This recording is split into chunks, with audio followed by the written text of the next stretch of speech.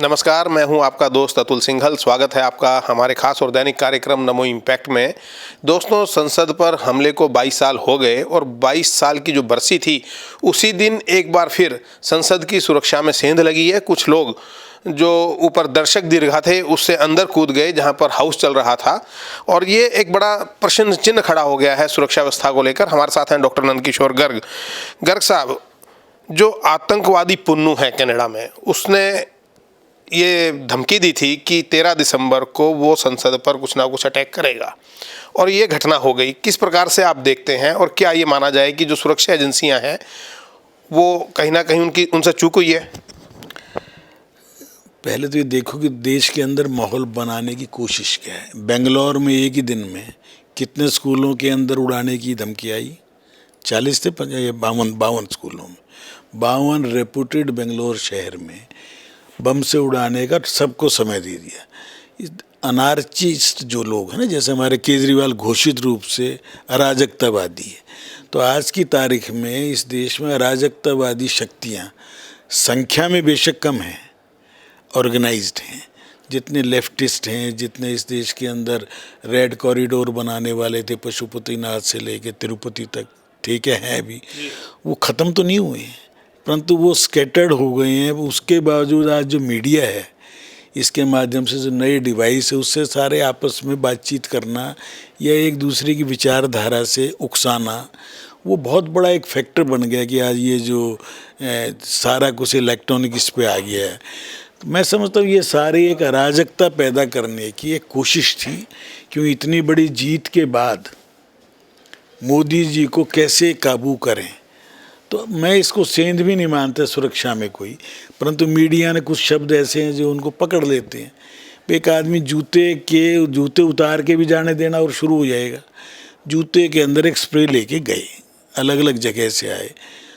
3 महीने से इससे पहले रेकी भी करके आया मनोरंजन कि जूते अंदर जाते हैं तो क्या क्या तलाशी होती है एक्चुअल में, और जूते मॉडिफाई करा के स्प्रे लेके गए। कूदना कोई बड़ी बात नहीं, पहले ऊंचाई थोड़ी ज़्यादा थी दर्शक दीर्घा की, और अब शायद वो 14-15 फुट हो गई, और 14-15 फीट में भी शायद लटक के कूदा है, जो मुझे जहाँ तक लग रहा है। परंतु उसके बावजूद 2 आदमी अंदर गए हैं, पास बना के गए हैं, फुल्ली आइडेंटिफाइड हैं। और लोकसभा का सेक्रेटरीट सचिवालय जो है वो सुरक्षा के लिए जिम्मेवार है। उसके बाद कैसे इकट्ठे हुए, गुड़गांव में सारे अलग अलग स्टेट से आए, कोई किसान आंदोलन में शामिल रहा है, कोई पहलवानों के उसमें भी रही है लड़की। मतलब पूरा योजनाबद्ध तरीके से कार्य हुआ है। योजनाबद्ध तरीके, और योजना भी कोई न पीछे क्या है ये 2-3 दिन तक साफ हो जाएगा। परंतु पुन्नू को इतना ज़्यादा मत उसको भाव देने की कोशिश करो। वो तो रोज़ाना धमकी दे देंगे कि आज एयरपोर्ट उड़ा रहे हैं। एक दिन एयरपोर्ट भी तो उड़ा दिया था उसने। तो कोई ऐसी आसान चीज़ें हैं क्या? इस देश की सिक्योरिटी व्यवस्थाएं सब ठीक हैं। एक तरफ हम ही अमेरिका में, पाकिस्तान में कौन उड़ा रहे हैं उनको, जो भारत विरोधी लोग हैं, वो कैसे लिक्विडेट हो रहे हैं, ये प्रश्न चिन्ह लगा हुआ है।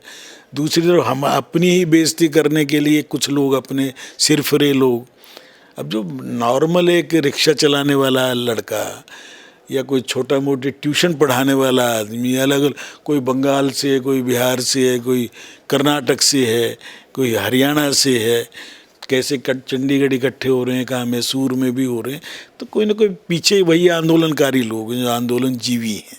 क्या आपको लगता है कि प्रश्न चिन्ह जो है सांसद के ऊपर भी है, क्योंकि सांसद के पास से ये लोग गए, और इसके ऊपर भी कुछ एक कोई मैकेनिज्म बनना चाहिए कि किसको पास इशू किया जाए, किसको नहीं? अगर हर चीज़ों को इतना ज़्यादा करेंगे तो जीवन। सांसद मैसूर से है, बहुत समझदार, 3, ये उसका वोटर है, इसका बाप। अब उसके नाते मान लो अब मेरे पास कोई आता जाता हो तो उसका लड़का भी आने जाने लग जाए। और राजनीति के अंदर क्या है कि वोट एक बहुत बड़ी चीज़ है, तो किसी को नाराज़ तो कोई करता नहीं।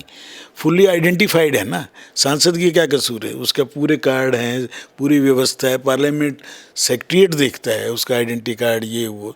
मैं इसमें अगर यूँ करेंगे तो सब पे शक करेंगे तो देश थोड़ी चला करता। लोकतंत्र है, लोकतंत्र में आज एक वो पढ़ा आपने उत्तराखंड के जस्टिस की कि घर का कोई लड़का बिगड़ जाए तो उसको मार थोड़ी देते हैं। अगर ये टिप्पणियां करेंगे कोर्ट में बैठ के, हमारे चीफ जस्टिस भी बहुत लिबरल होके बोलते हैं कि आज भी अफजल उसके भाई को वो दी है, उसकी जो बेल तो नहीं, वो उसको छूट दे दी उसकी अयोग्यता में। तो हमारे अति लिबरल लोग हैं भाई, वो हाईएस्ट पोस्टों पे बैठे हैं। अगर जो गाजीपुर से सांसद हैं बीएसपी के, अफजाल के अंसारी, अब जिनके दादा कभी फ्रीडम फाइटर रहे हैं, कांग्रेस के बड़े नेता रहे हैं, उनके दादा चाचा दादा जो हैं उपराष्ट्रपति रहे हैं, अब किस किस पे शक करोगे आप? मैं समझता हूँ सांसद का इसमें कोई दोष नहीं है, कोई भी जाएगा, पास बनवाने का अधिकार है, पास बना है। एक को मैं जानता हूँ, उसके साथ दूसरा आगे से रोक होनी चाहिए। अगर मैं एक को जानता हूँ, मैं उसका बना रहा हूँ, उसके साथ दूसरा कैसे चला गया? कुछ तो चूक हैं तो उसको देखी जाए, उसको और ज़्यादा स्ट्रॉन्ग करेंगे। परंतु कपड़े उतार के जाने दें, जैसे अमेरिका में, वैसी तलाशी लेना, उतना डरा हुआ देश बनाने की कोशिश। लेकिन गनीमत ये रही कि जो उन्होंने गैस छोड़ी वो ज़्यादा नुकसानदायक नहीं थी, जहरीली नहीं थी, और उस वक्त प्रधानमंत्री और गृह मंत्री भी सदन में मौजूद नहीं थे। ये मैं कह रहा हूँ, ये सब चीज़ें गनीमत, क्या गनीमत? पहले जब हमला एक्चुअल हुआ था तो क्या दिक्कत थी? अटल जी भी थे ना, या नहीं पहुँचे हो या पहुँच जाएं, इसमें गनीमत कुछ नहीं रहती। ये ऊपर वाले की रचनाएं हैं। इस देश में 140 करोड़ लोगों को, जहाँ इतनी पोरस हमारी वो है सारी, अभी ये इतना बड़ा कांड करके गोगा मेडी का बाहर जाने की पूरी तैयारी करके चंडीगढ़ जा लिया था और पासपोर्ट बनने लग रहे थे। कोई लॉरेंस बिश्नोई पूरे राजस्थान, पंजाब, हरियाणा पुलिस के काबू नहीं आ रहा, एक आदमी का जेल में बैठे किसी को मरवा देता। ये रहेगा। अमेरिका के अंदर प्रोफेसर गोलियां चला रहे हैं, तो वहाँ ये पिस्टल, टॉय पिस्टल नहीं, एक्चुअल पिस्टल लेके लोग घूमते हैं। ये लोकतंत्र के अंदर या तो डिक्टेटरशिप हो, वो संभवनीय ना होनी चाहिए। तो इसलिए छोटी मोटी घटनाएं होंगी, उनको के साथ जीने की आदत डालनी चाहिए। और इतना डराने की कोशिश, मीडिया से अनुरोध है, इस देश में कोई ना कोई काम इनको मिल जाता है और उसी पीछे लगे रहेंगे। चुनाव खत्म हो गए तो इसके बीच में आ गए।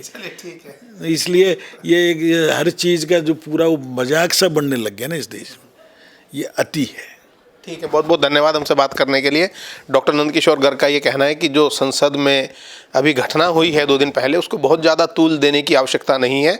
इस प्रकार की छोटी मोटी घटनाएं होती रहती हैं। प्रचार प्रसार पाने के लिए इन लोगों ने इस प्रकार की घटना की है और पुलिस जांच भी कर रही है। इसको किसी प्रकार से कोई बड़ी चूक नहीं माना जाना चाहिए। कार्यक्रम नमो इम्पैक्ट में आज इतना ही। अगले कार्यक्रम तक के लिए दीजिएगा इजाज़त। नमस्कार।